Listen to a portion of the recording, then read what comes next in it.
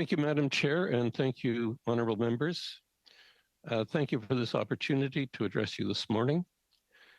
The Internet Society Canada chapter is an independent, not-for-profit corporation that advocates for an open, accessible, safe, and affordable Internet.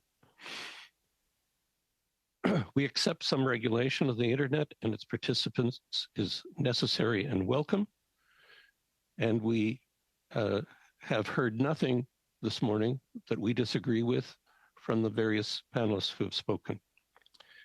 However, extreme care has to be taken in formulating regulatory policies to attain the best results for Canadians.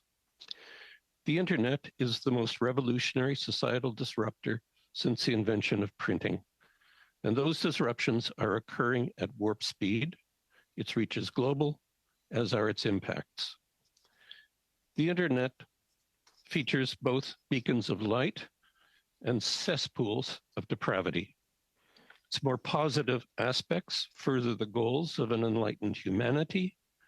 Its worst aspects are a challenge to liberal democratic values and all societal and legal norms. Social media is often marred by shockingly bad behavior. It can transmit misinformation, disinformation, and discouraged reasoned debate, and constrain the participation of members of civil society as a result of racism, misogyny, threats, and intimidation. Where is Canada as the world confronts the many challenges that arise from the Internet? Canada is a small country, economically open to the world, and dependent on its relations with its peer countries. The Internet and Internet-based services are the key to Canada's continued integration into the global economy. It is critical for Canada to thrive and for her citizens to prosper that Canada approach the Internet and its regulation with some humility. Canada is too small in population and in wealth to establish the norms by which the Internet will be regulated or how Internet service providers will govern themselves. If Canada overreaches and imposes unrealistic economic and social costs on Internet services, it may find its businesses and citizens cut off from the services and knowledge that are available to its peers.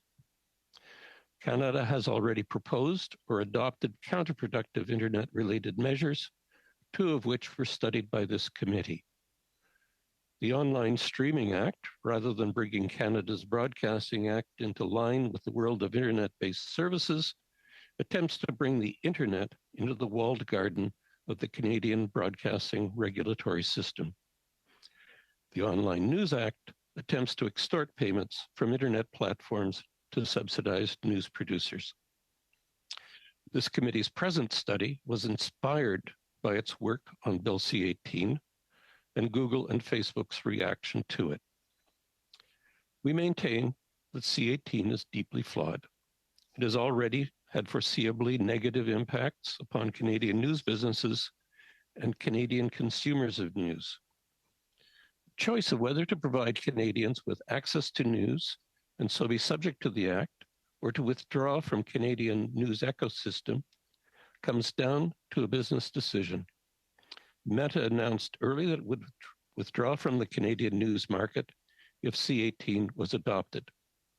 This was not intimidation. It was a lawful and rational business decision. The withdrawal of Meta from the Canadian news space has proved a hardship for Canadian news producers.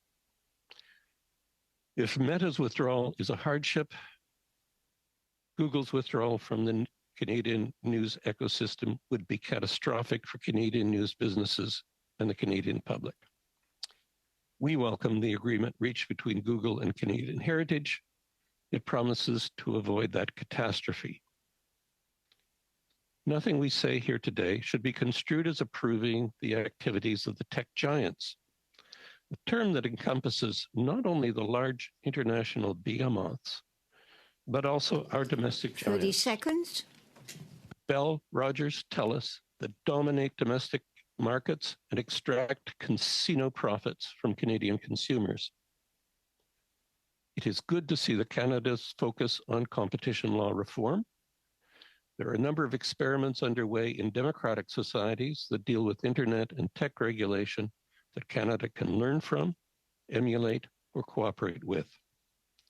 It is critical that thoughtful policies be crafted that recognize the unique characteristics of the internet and they put up the full value of internet-based services for Canadians. Poor regulatory policies will harm Canada and Canadians. Thank you very much. Palmer?